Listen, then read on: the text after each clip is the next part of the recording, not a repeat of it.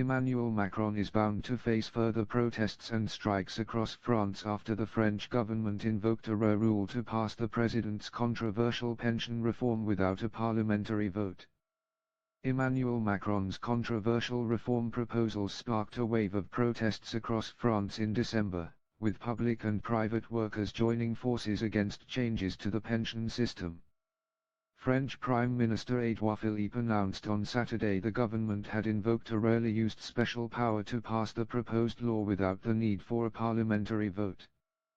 The move was branded as profoundly scandalous by opposition parties, who have accused Mr. Philippe and President Macron of attempting to bypass trade unionists have condemned the move, with the General Secretary of the French Democratic Confederation of Labour, CFDT, Laurent Berger warned it would be disastrous for democracy to conclude the reform debate without a proper vote. Yves Beria from the Labour Force, union denounced the incomprehensible and unacceptable attitude the French government had adopted despite the widespread protests rocking the country through December and January.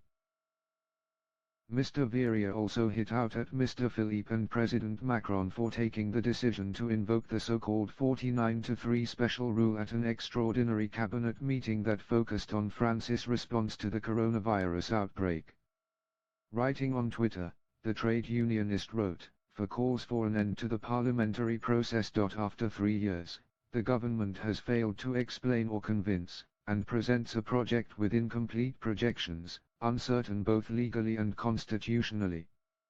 He continued, "This is the worst signal that could be given to the world of work and to massively mobilized employees. FA can only denounce such an attitude on the part of the government.